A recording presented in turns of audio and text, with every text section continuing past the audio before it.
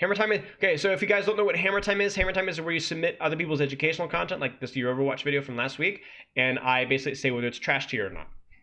So if you guys have any other, like any video or a Reddit post or something you saw and you don't know if it's good or not, I can go after it. I will look at this for our first Hammertime, and then we will see. This is an OverwatchUniversity post. Nox Street, thanks for the follow. Junk's minus 130 and can headshot. I can't headshot, but yeah. Okay, here we go. Let's check this out. Okay. Not all picks are made equal. What to do when you get a pick. Okay. Big disclaimer. As any advice, remember it's often situation. Okay. How long is this? Okay, it's not long. I'll show you some advice on what to do when you get a pick. As mentioned in the title, not all picks are equal. A pick is always good, but what you do with it varies depending on which hero got eliminated. Your team got a pick in the Ana. Someone on the team yells, go, go, go. You press W and you get wiped. The person who got the pick on the Ana says from Son, I killed the Ana. How did we lose? Sound familiar? Happens very often in lower ranks. Problem gets a tail off as you hit Diamond and onwards. So why does this happen? It doesn't really tail off there, but sure. In this particular scenario, all variables aside, your best course of action was not to go, go. Your best bet was to up the damage pressure and move forward slowly. Let's take a moment to think about why that might be. When you eliminate the enemy Ana, what happens? The Ana will take around 12 to 20 seconds to return to the fight. 12 seconds would be crazy, but yeah. During that time, it would be at least 15 seconds, even in like 2 CP situations. During that time, the enemy team doesn't have as much healing. What they do have, is, however, is both tanks and both DPS. So with that information in mind, you know that your opponent's offensive pressure is basically unaffected aside from the lack of sleeps and innings. They can still earth shatter you, they can still grab down you, they can still sound barrier, what they lack is sustain. It means that when you deal damage to your opponents, they're not going to heal as fast. And for that reason, when you pick one or both supports, you want to deal as much damage as possible without getting yourself killed. Chip damage actually becomes useful. Spamming damage in the tanks can become more than just support feeding, it becomes lethal. If you do this, your opponent has to get back and use health back to die slowly. If you ever watch high rank games on Twitch, you'll often hear GM player play slowly or something to that effect. Everyone in the lobby has a mutual understanding as to why. Not really. GM players are not that smart, but yeah. I've just given you one example, but there are other reasons what they might do as well. When you get a pick, the answer isn't always to immediately press W. So what you do when you get a pick on different roles, here's some massive generalizations for you. Remember I said at the beginning, advice situation, get a pick on the tank. Wait for your own tank to return. Oops. When you get a pick on the main tank, wait for your own tank resource to recharge, push aggressively, your full charge yields bubble matrix, etc. Below the main tank, start taking off angles to create split pressure. They no longer have an off tank that peel prevent off angles. Main healer, deal lots of damage, try and get more picks. Don't die, you want to sustain fight here. DPS, this is probably the closest you get to go, go, go. If both DPS are dead, as long as you don't have Earthshine in the back belt, your opponent also considerably less pressure. Press W and everyone left. I encourage you not to just take this vice through as any situation. Okay, so we're going to go ahead and give this a score of, I hope this still works, but wait, hammer time. I gotta whip out the hammer here. Beefed. Did it work? Hey! It worked! Yois. Let's go. So it actually worked. Nice. So this is good advice. This is very good advice. Now, my only bone to pick with this is I disagree with the concept that how you play depends on who you pick. So like main tank, if you get to pick a main tank, you do this. If you pick an off tank, you do this. If you pick a main healer, you do this. If you pick a DPS, you do this. Now, he makes good arguments backing up each of these 4 picks, but the end result is still to basically slow and pressure. Now, maybe how you pressure is slightly different technically, but you have to always consider your audience whenever you put posts like this up. In the vast majority of Reddit OverwatchUniversity, silver, gold, plat, right? Silver, gold, and plats aren't going to remember this stuff, right? They don't care. So all silver, golds, and plats need to, and really anybody, even in higher ranks, needs to know is if you're up one, don't just rush in, play it slow, just keep the pressure up, right? That's good enough. So trying to like break it down like this is going to be kind of confusing, and this is good. This is diluting your point. Okay, this is putting too much information that is completely unnecessary. Outside of that, this is all good. This is really good. Like this is something that I when I work with pro teams, this is something that we talk about. When we're up one, the only way you lose is if they clutch, and the only way they clutch is if you feed, right? Because you could, if they lose at main tank, off tank, DPS support, just shoot them. Just keep doing what you're doing. Just chill. Just keep doing what they're doing, and they will eventually lose. How do you send a post for Hammertime? Exclamation mark Discord, and you can put it in here, please, and under coaching. But yeah, just play it slow, and you will win. That is really good advice. So don't play passive, but you keep pushing slowly. Webcam in the way, unfortunate.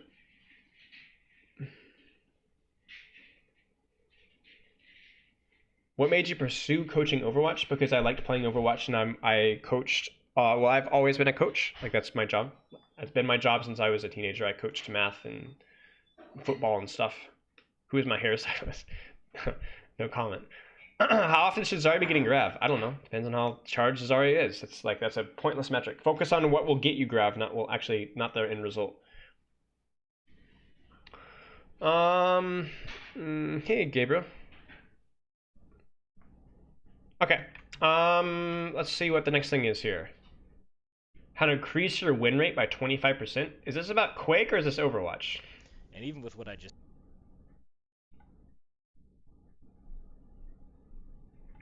Okay, we'll look at this. said, imagine you're trying to win a competitive game at a very high level, and your opponent notices that you're kind of experiencing those emotions.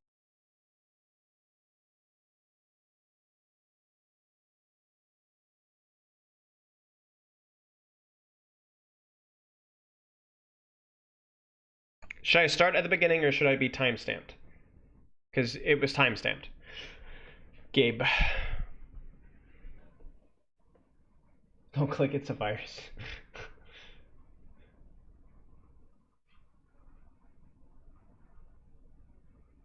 What if the Zarya gets slept? Well, that's why you have personal bubble. You can see it coming a million miles away. You did it by accident? Okay, so we're good. Alright, let's check this out. Ah, this is loud. Hey guys, Zenika here again with another video. Today now, if this has to do with like a lot of sports psychology stuff, I will comment on it, but I won't 100% say for sure unless it's something I'm 100% sure. Because it's obviously not 100% my expertise. More the psychological aspects in games and in real life, and how we can use some tools to be able to basically, essentially increase your win rate and increase how fast you're actually learning in game. So as the title of the video suggests, let's assume that your win rate is 50%, and of course your loss rate is about 50%, and that most of your losses are actually due to you getting frustrated and you raving, as opposed to you losing because of lack of skill. And we have to ask ourselves, why does that happen? And so, I mean, this video is okay, but again, he noticed though he's saying specifically you're losing or winning fewer games because of your attitude, right? So that's inhibiting your improvement, and obviously you're also throw games because you have a bad attitude about things. So it depends on the person. So whenever I get frustrated, I tend to like not really want to talk, and I really focus on my gameplay, but I don't necessarily play a whole lot worse. Some players, when they start to play poorly, they just go worse. Like you remember the XQC meme, right? He starts to do poorly, he plays worse, he plays worse, he drops to the Masters, right? So this advice might be useful, but it's not going to be useful for everybody. How we can avoid it.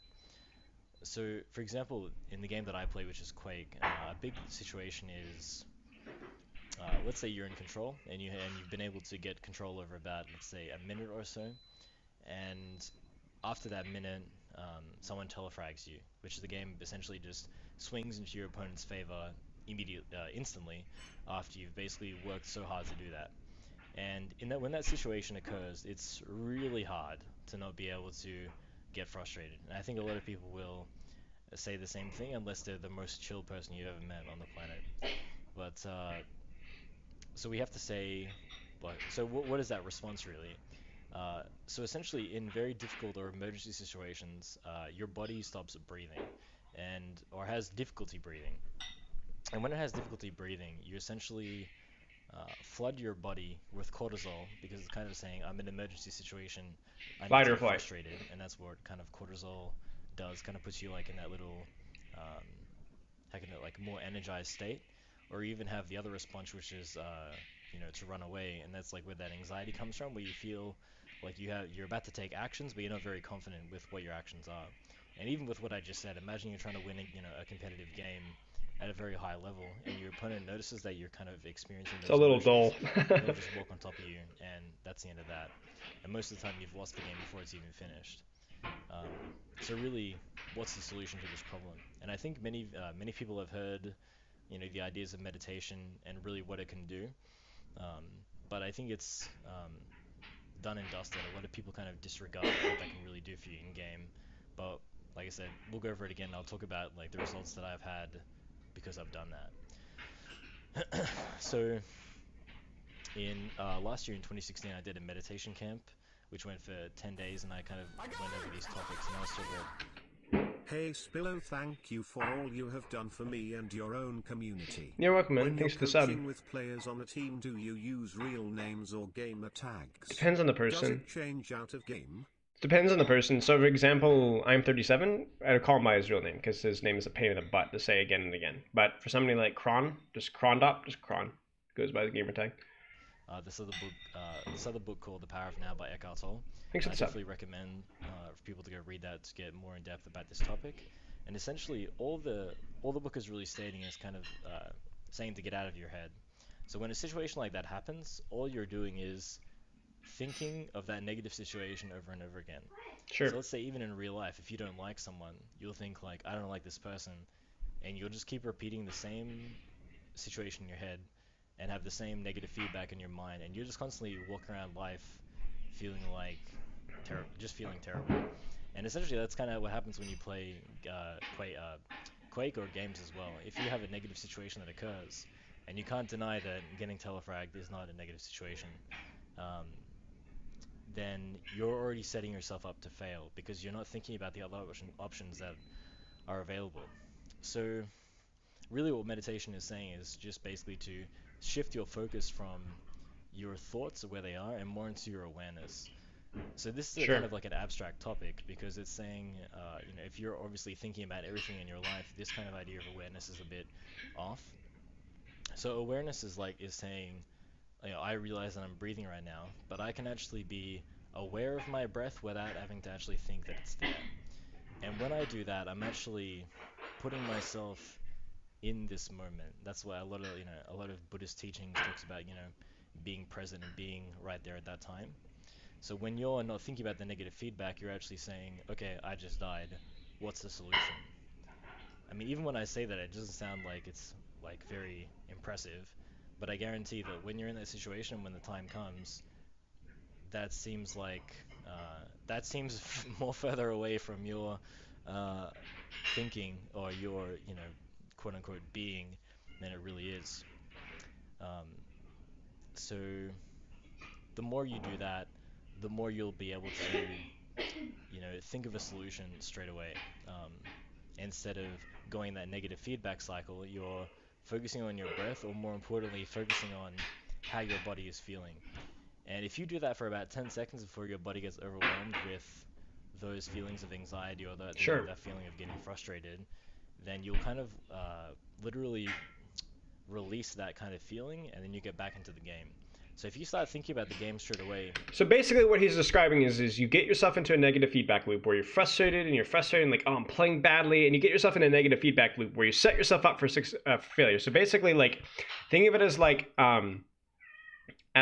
a laser beam. Okay, so like you've basically you're doing great, you're improving, but then something negative happens, and instead of the laser beam, I guess, having a perfect straight line that's upwards, all of a sudden the path shifts and the longer that you stay in that path, the lower you're gonna go. So like you can either be at this angle, this bad situation for 2 minutes or for 15 minutes. So, and if you stay for 15 minutes, your gameplay is going to get worse and worse and worse and worse and worse, right? So it's just going to continue to get worse to the point to where you're playing significantly worse than you initially started with. Does that make sense? So like the longer you stay in this state, the worse that you're going to play.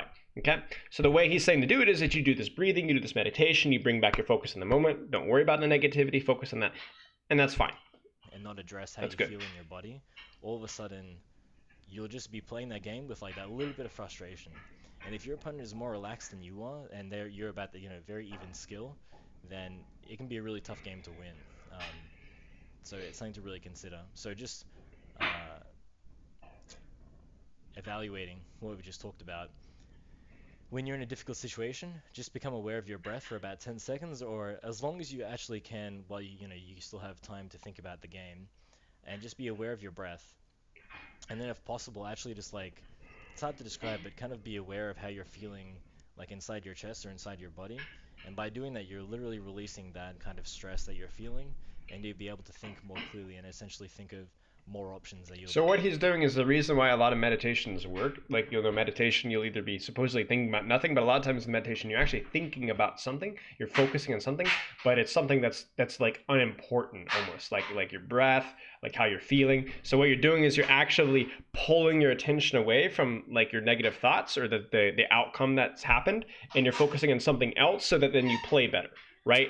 It's like whenever whenever you play, like let's say you're a great guitarist, right, and you have this solo that you practice a million times. When you're playing it in your room and you're just killing it, you're not even necessarily thinking about what's next. You're just going for it, right? But as soon as you get on stage, you start thinking about what's notes next. You overthink it and you choke, right? Which is sometimes, if you were to go up on stage, maybe you perform or play better when you're under that pressure. If you were to just think about like, oh man, I wonder what I'm going to eat for lunch later today, right? Like, it sounds stupid, but in a lot of ways, or just focusing on your breath, that would actually help you to play better because you're not overthinking the situation. And when you're in a negative situation, as he's describing, overthinking the negative situation goes down. Instead, you either need to focus on nothing, focus on the moment, which is great for performance, or you need to put focus on what you need to be practicing. Right? All right, you know what? I know this is really frustrating, but screw it. I'm just going to practice my nade usage or my positioning. And like, I don't care about outcome. I'm just going to focus on that, right? One is better for performance. One is better for practice. To be able to do in game. And I know for a fact that when I used to play Quake Live when I was 16, and I did not do these things, I was much more frustrated. And you would see it if you watch the games. It'd be like the first 5 minutes would be fine, and then there'd be like a tipping point, and then it would just go straight down. And I know that's because I wasn't taking care of that situation, because my ego, my pride was too big for what was actually happening. But now when I'm in these situations, and trust me, it happens way more often at Quake Champions with the abilities, which is, quite fun, but something to consider. Yeah, you could get into a little bit of trouble. And yeah, I think that's all for this video, guys. Thanks so much. Okay, so the only thing I want to, I think overall he has good points. The thing I don't think he fully explained his points as well, or as quickly as he could have, or efficiently as he could have. And I also want to put emphasis on something else that he doesn't mention, that he should have mentioned, is that this is a skill. Being able to remain focused and like overcome that sort of negative thinking and negative thought, and like keep focused in the moment. Like, how many times have you guys gotten tilted in a video game and you just stay tilted? Being able to come back from that takes practice. It takes practice. This is not something that you're just like, oh, I watched this video, now I'm all good. Like, you need to practice this. The ability to like continue to play well after you're tilted, or to be able to keep going, or like bring yourself back in after something negative, it takes practice. So I am gonna have to give this not tolerable. bad. He's got good points, but I don't think it was as well done as it could have possibly been. Okay. And it was a little bit of a sleeper. Okay, question for ranked. If you want to just climb, do you think it'll be better to take individual games and results less serious and just go with GG go next? I'll get a win streak another day. If you're trying to improve, it's beneficial to try all the time. Scrutinize every mistake you make better for us. Yeah, so you do not want to try hard. You don't want to go like, I would say try hard, but don't scrutinize every mistake you make. Remember, you should be focusing on a specific aspect of your gameplay. And a specific aspect of your gameplay, and don't worry about outcome. That's how you play. And then when you're in performance, you don't even focus on a specific aspect of your game. You just play. You just play. Okay. Sorry for the little bit of resident sleeper, guys. We're gonna go right into Ask Spilo. Well, okay. We're gonna do one more Reddit post. The secret to rectifying terrible aim is to relax. Maybe. Okay. I'm not gonna watch a game leap guide. We're just gonna read this Reddit post. Okay. Here, guys. Last thing we're gonna do before we do our Ask Spilo. Hang tight. Backstory. Okay, I don't really care.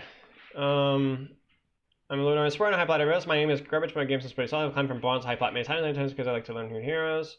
Play this role. I'm talking edge shade. I struggle with time. I just pick Moira. Don't at me. If you're 2500, these rules are ironclad and absolute. So if you're under plat, these rules are absolute. Basing your focusing, if you're in these elements, it means you're thinking if you're in every map, every fight, you will lose game. Or just come again. You ain't out level news achievements, so don't get me wrong. This is probably what you're worried about. I'll play for okay, so I'm just skimmed all this stuff because I want to see. So basically, this guy is like a plat Moira, basically trying to tell Moiras how to climb from bronze to plat or whatever. Okay. Spilo, rectify? Yeah, rectify. It's a good one. Okay. Where to stand? Pocket your main tank always. If your off tank is next to your main, pocket them too, especially Zarya. Screw everybody else. If your main tank jumps, charges, times 2 deep, throw a yellow ball their way and wish them best. Your life is more important. Keep them between your main tank and door right more than this there. Sure. This one is, we'll get this one. Well, let's get to where we can actually read all of them. This one's okay. Okay, when to run. If your main tank dies and you have less surviving hits than your main tank, it's time to get out. Sure. Okay, I mean, fine. How to pee and how to suck. Alternate left and right click every 1 second or so. Spray your whole team will pee and suck for a second. Repeat. Pee heals over time, so splitting the team off and will nullify poke damage. Will not ult. This will prevent you from running out of pee. If you don't run, you don't run front lane, just wait. If you're in the comments, say your team you do a DPS for a second, and you just push up, they won't tilt and call you DPS more when they see you draining people. Sure. When DPS, first of all, you do less damage than everyone in the game. It is always much better for you to heal teams so they can do damage for you. You have much better chance of fight. Your teammates get more charges, so just don't DPS. Always heal. Okay. Don't. Okay, we'll read however. However, this is gold lower, so Genji, Lucifer are going to be your responsibility because teams probably can't hit them, but only when they want their out the way until someone gets up. Okay, so this point is really not explained well. Okay, I would say DPS only we need to see a really big opportunity to, but always put priority on healing. Don't this is again some gold pleb is going to take this out of context and just hard follow it. Don't DPS, always heal. No, you DPS as Moira. It just depends on the situation. If you see an opportunity to kill somebody who's low HP or a flanker on you, focus them, pop on your team, and then kill them. This is the kind of stuff, like, I don't feel like his point is wrong, but his communication is just, this is really, really easy to take out of context. When he's purple, almost never. Oh, okay, you lost me. Oh dear, you lost me. Okay, this is one of the don't damage orb guys. Yep, okay. Well, it was fun while it lasted. Almost never. 200 damage divided by 2 to 6 people ain't gonna do crap. And you get more ult charge from a yellow ball and your team gets healed. That is fundamentally false. Chat, heal orb is only going to give you more ult charge if you're taking more damage than you can heal with your left click, which only happens in mid-fight brawl situations.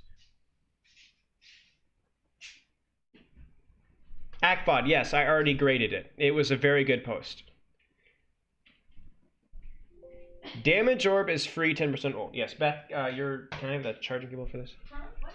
Oh, my computer. Heal orb is redundant most of the time. Yes, that's the important point. That's the crucial point right there. Is that a lot of the time, unless you're in the middle of a brawl, you don't need heal orb because your spray and your heal over time does it with less effort, right? Because you can have your cake and eat it too. You see what I'm saying? Like, you could throw a damage orb and pop your team, and you can get damage and healing. Now, obviously, are you feeding support ult charge? Yes. But why is it fine with Moira? Well, because... I really don't know where the plug is in. Oh, okay. I'm afraid to unplug. Hang on, chat. Sorry. Also, I made you food. Okay, cool. Honestly, I'll probably be fine. There's some sweet potatoes. Here, can we try plugging this over here and I'll just keep it in my lap? Plugging the computer in? Yeah, over here. Or you could just use your phone. You could check this. Hello. Oh, yeah, I could. Yeah. True. What? Well. Chat, I can't see chat for a second. Chat, I can't see chat for a second. So basically the concept is that heal orb is very good to use in like mid brawls when your teammates are critical. And it's like, this is a lot of healing. I don't know if I'm gonna have time. We're in the middle of taking damage. So then you throw heal orb and then you can get value out of it. You can keep your team alive and you can be spraying and healing at the same time. Like if you take, or if you're low on resource, if you're really low on resource in the middle of a fight, you don't want to be using your spray because you need it for emergency so you can heal orb instead. So you got to use your discretion, right? Okay, chat is open now. But this is such a false statement. You get more ult charge from yellow. No, you don't. You get more ult charge. Like yellow has 300 resource. Damage orb has 200. But how many times are you going to use that full 300, right? When you could be doing a spray for 300 healing for half a second and damage orb for ult charge. And again, yes, you are feeding a support ult charge, but if you're spamming damage orb, it's because you don't have ult charge yet, which means you're going to build your ult probably, like Moira builds her ult faster than anybody, right? So like you build the first coal, you win the first fight. So you should, as a Moira, you should be constantly trying to build coal as fast as you can because it's one of the main reasons why you pick Moira is because you build coal really fast and it's a really strong ult. Not because it's really strong in its instance, but it's strong in its frequency. And the second thing is it's like, what if the enemy supports already have ult? Then you're not feeding ult charge, right? So that's also a possibility that you can consider, that you should not be scared of spamming damage orb. Now, do you spam damage orb when you already have coalescence? No, unless it's going to actually get a kill. No. Okay, it's not the damage that it does necessarily that you do, it's the ult charge that it gets, okay? Just by using purple, you cheat yourself at a ton of value, put your team at disadvantage. Exceptions, when you know for certain fight it won't last for at least 10 seconds to make a window ash on the...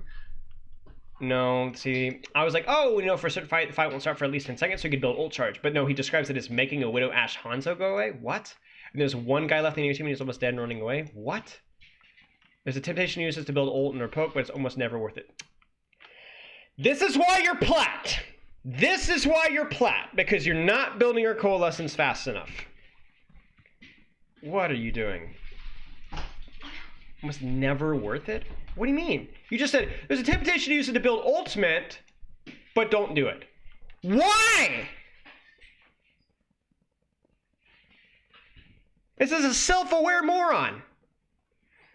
Unbelievable.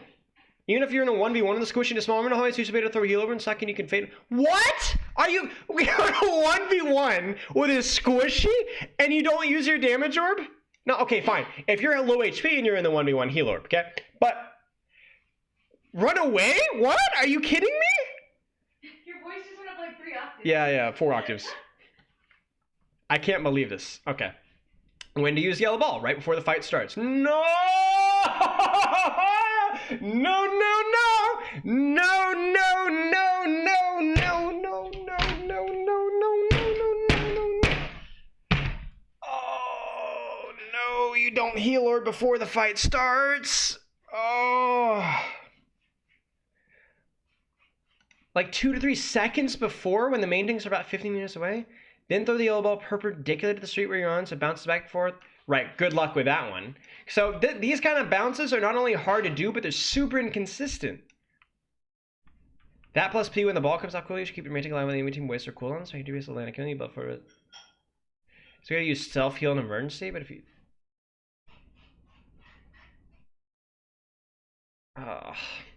No, guys, look. Moira Orb is something that you should only be using proactively when you are either entering coalescence and you want to like focus on damage coalescing, or number 2, when you're playing like a really aggressive Reinhardt Zarya comp that's just crashing into the enemy team.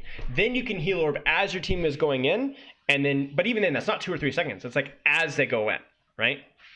But the majority of the time, you actually use heal orb reactively, like quickly, but reactively.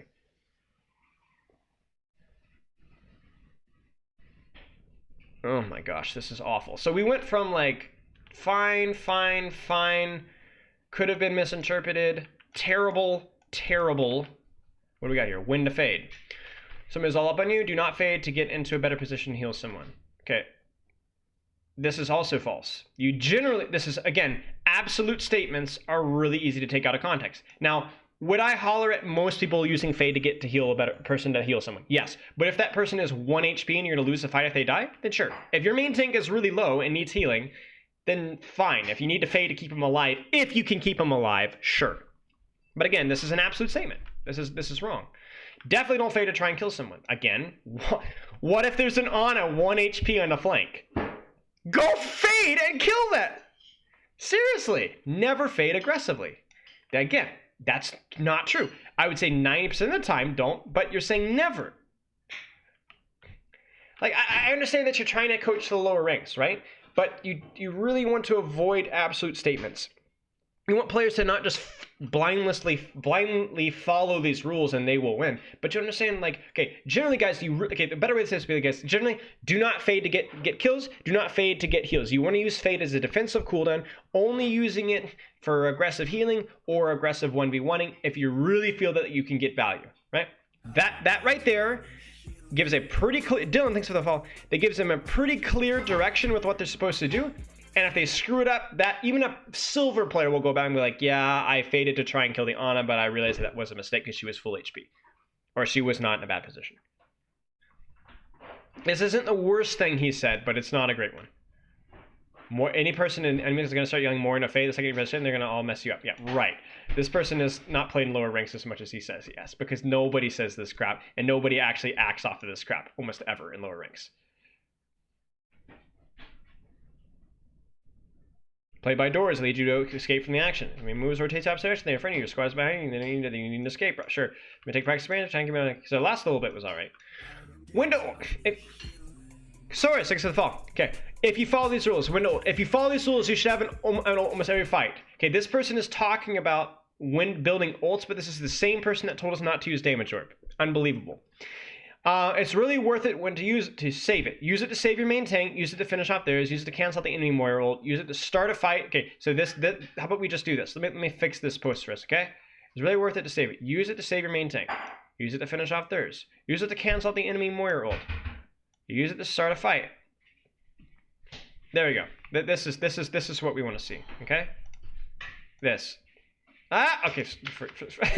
Stop! Okay, Epic Gun's not working. This is it. This is all we need to do. Use it to start a fight and encourage team push through a choke. That's all. That's all you need to see. That's the only thing, especially as like a silver, gold, platinum Moira. Just use it to start a fight. That's it. Coalescence is like one of the best initiation ults in the game. Arguably better than Nano. Because it doesn't empower one person, empowers everybody. Zolexing for the phone. Okay. I'm typically using it when we're in a fight and I run out of heal juice. Bad idea. I mean, I would much rather you use it earlier in the fight. Use your ults quickly. Once a fight starts, do not be the second person to ult unless you're intentionally doing so. You should always try and be the proactive one. There are lots of valid uses without any ironclad rules. I would say when not to use it when you're down and when you should be running. Sure. When your main tank isn't alive, when you're up by 2 and the fight is won. Sure. When you're a Brig or Mercury, when you don't have a long sight. Sure. When you're going to get stunned. Okay. Don't have a long sight line allows you to hit the enemy in your team. Maybe something in the sky is low. Far echo.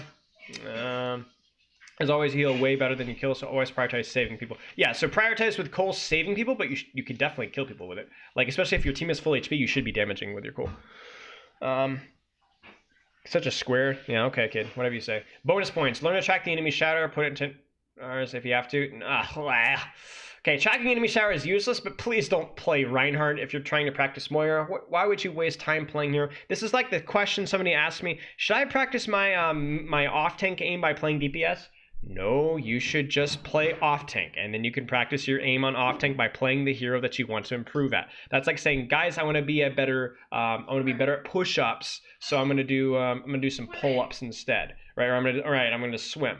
Just do push-ups, right? Maybe you could do some core exercises if if your core was weak, or some shoulder exercises if your shoulder is weak. But you're always doing the muscle that you're trying to work on, not something that's indirectly gonna just do the thing, okay? We pop cold on your main tank, we'll get cocky and start swinging, turning anything, as I'm and getting big counter shot, stop your ult, be right for this, be getting a little shower. Sure.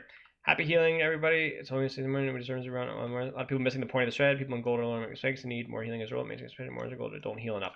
This is, again, false. This is like saying Moiras in lower ranks don't heal enough. Yes, of course they don't. Tom Tongue, think of the fall. They also don't damage enough. They also don't use damage orb enough. They also don't use healer properly. They don't use their ultimate properly.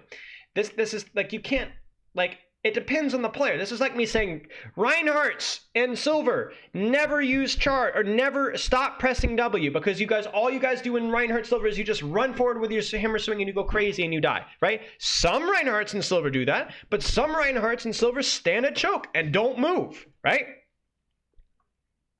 Right? So yeah, there are some Moiras that probably overuse damage orb mid-fight, but the vast majority of Moiras just need to learn how to use damage orb, period. So the way you should be explaining this is how to use damage orb, not stop doing it this way or stop doing it this way, but this is how you do it, right? Because if there is a Moira out there that's reading this post, if it's properly put, they'll go, oh, you should be using damage orb to farm ult before fights and early in fights, right? But when the fight actually starts, maybe I can look to save healer. Okay, that's good to know, right? That's what should have been explained, not don't ever do this again. I'm learning your hero pull to projectile DPS for the super company. I'm a Korean, somebody's a widow, and I have more impact than them occasionally. So play in particular. I mean, it depends. What rank are you? You're plat. So if you're plat, I just want you to play what you have fun. What is fun for you? Okay. So you should be playing 4 to 5 DPS heroes tops, probably. So if you like playing Kree, Widow, Hanzo, Tracer, Junkrat, fine. Just practice those heroes. I mean, if you can cut it down even smaller, that's even better. But if you really just want to climb, then you should be limiting your hero pool and just play what's fun for you. Doom, Genji, Hanzo, Echo, Kree. That's fine. That's a fine hero pool. It's not perfect. It's not great. It's going to be a little bit harder than if you had a better hero pool, but it won't stop you from climbing. Certainly not. Especially if you just focus on those heroes. That's basically just projectile with Kree. Yes, the damage orb and some cycle crushes Squid. Crushes Squid isn't more your job, and she's worse than more. Okay, again, that is something that is an absolute statement that's false. Once you get around playing, may help. So I've never been to lower ranks. Okay, I literally used to play lower ranks.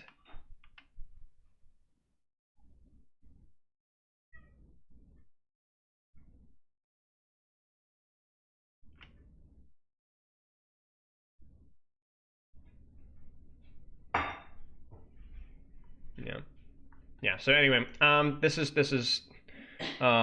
what is it? Scuffed? Hang on, chat. I gotta check my Yeah, it's scuffed, gentlemen. Wait. Fatality. Scuffed. Did it work?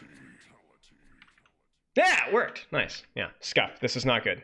Do not follow this advice, ladies and gentlemen.